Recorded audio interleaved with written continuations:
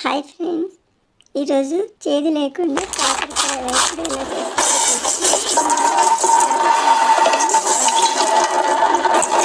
తర్వాత వాటిని రౌండ్ ముక్కలుగా కట్ చేసుకొని చిన్న చిన్న స్లైస్గా కడాయి పెట్టేసి కాస్త నూనె వేసి కాకరకాయలు వేసుకున్న తర్వాత దాని మీద కాస్త ఉప్పు వేసుకోవాలి ఫ్రెండ్స్. ఉప్పు వేసుకొని వేయించడం వల్ల చేదు అనేది ఉండదు, చాలా తక్కువ చేదు కనిపిస్తుంది మనకు. కాస్త బ్రౌన్ కలర్ వచ్చేంత వరకు బాగా వేయించుకోవాలి ఫ్రెండ్స్. ఇవి ఇలా నువ్వు వేసుకొని వేయించుకోవడం వల్ల చేదు అనేది చాలా తక్కువగా ఉంటుంది. ఇలా వేయించుకుంటూ ఉండాలి. అయితే మాడిపోకుండా కొంచెం బ్రౌన్ కలర్లో వచ్చేంత వరకు వేయించుకోవాలి ఫ్రెండ్స్. ఇలా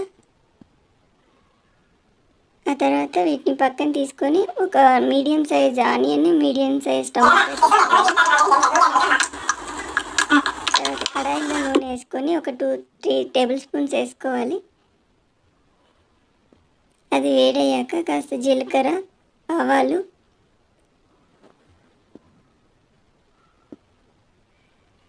కాసిని శనగపాయలు కూడా వేసుకుంటే టేస్ట్ బాగుంటుంది ఫ్రెండ్స్.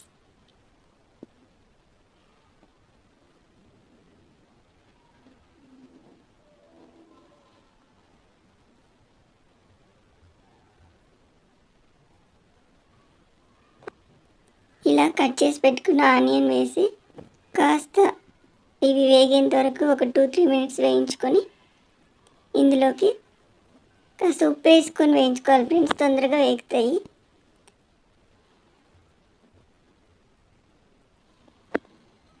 ఎక్కువ ఉప్పు వేసుకోవద్దండి. ఆనియన్స్ వేగాక కాస్త ఒక టేబుల్ స్పూన్ అల్లం వెల్లుల్లి పేస్ట్ వేసుకోవాలి. నేను ఇంట్లోనే చేసుకున్న ఫ్రెండ్స్ అది. ఇది పచ్చివాసన పోయాక తరిగి పెట్టుకున్న టొమాటో ముక్కలు కూడా వేసేసుకొని అది కాస్త మెత్తపడేంత వరకు వేయించుకోవాలి లో ఫ్లేమ్లో. అడుగు అంటకుండా ఉండడానికి ఒక 2 స్పూన్స్ అట్లా వాటర్ వేసుకున్నాను ఫ్రెండ్స్ నేను. ఇదంతా ఇలా మెత్తపడిన తర్వాత పసుపు, 1 టీ స్పూన్ ధనియాల పొడి, ఒక 2 స్పూన్ల ఎండు కొబ్బరి పొడి వేసుకోవాలి ఫ్రెండ్స్. ఇది బాగా టేస్ట్ ఇస్తుంది కాకరకాయ వేపుడికి.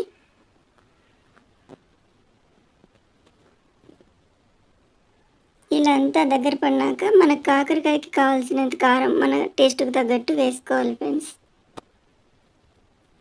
ఇప్పుడు అది వేగిన తర్వాత వేయించి పెట్టుకున్న కాకరకాయ ముక్కలన్నీ వేసి బాగా కలుపుకోవాలి. లో ఫ్లేమ్లోనే ఇది చేయాలి ఫ్రెండ్స్.